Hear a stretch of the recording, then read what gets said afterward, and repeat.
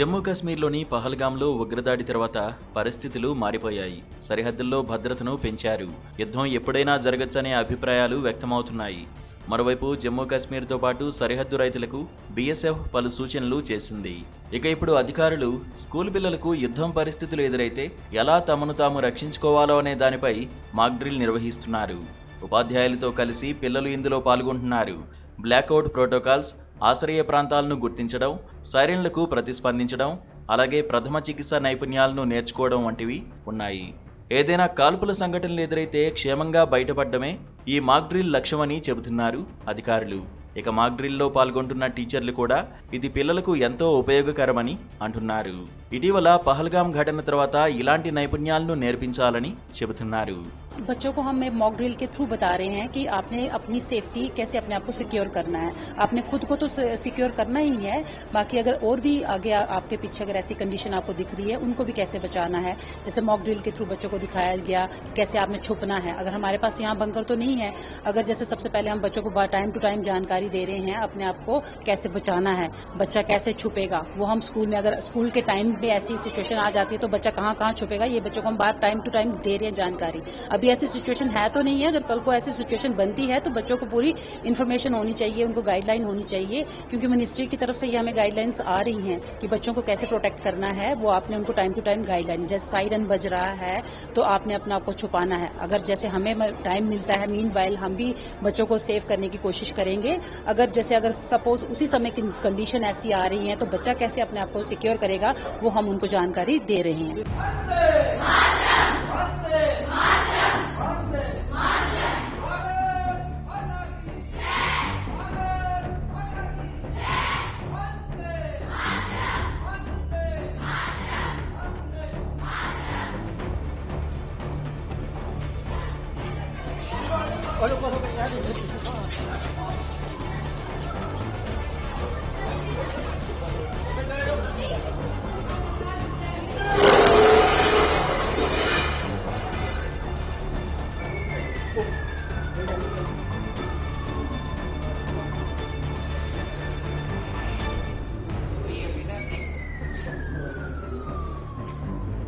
ఇక పిల్లలకు first aid గురించి కూడా చెప్పారు స్కూల్ టీచర్లు, అధికారులు. బ్యాండేజీలు ఎలా వేయాలనే దానిపై డ్రిల్ నిర్వహించారు.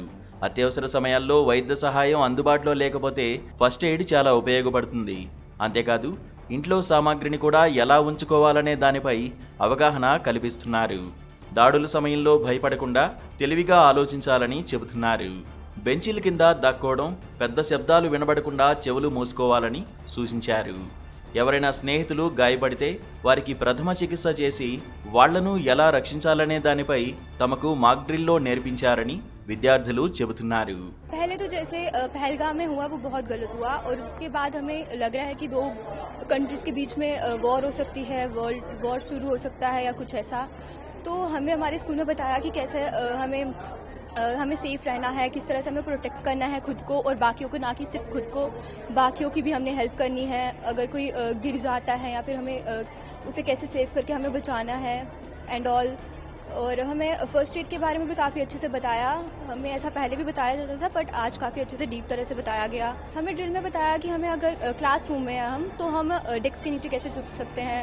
यहाँ पे साइरन की साउंड लगाई है, हमें प्रैक्टिस भी करवाया कि कैसे करना है, डेस्क के नीचे छुप जाना या फिर हमें कैसे छुप कर जाना है। अगर हम घर में हैं तो हमें घर में कैसे रहना है, कैसे सेफ रखना है अपने आप को। और अगर हम बाहर हैं तो हम किसी सेफ बिल्डिंग में जाके भी छुप सकते हैं, यहाँ पे कहीं और भी जाकर छुप सकते हैं। अगर कोई इंजर्ड हो जाता है तो हमें पहले तो बिल्कुल सेफली हमने उसको उठाना है एंड हमें उसे सेफली हमें किसी सेफ प्लेस में जाके रखना है और हमें डॉक्टर के पास या फिर हमें सेफली करना है सब जो भी हम करेंगे।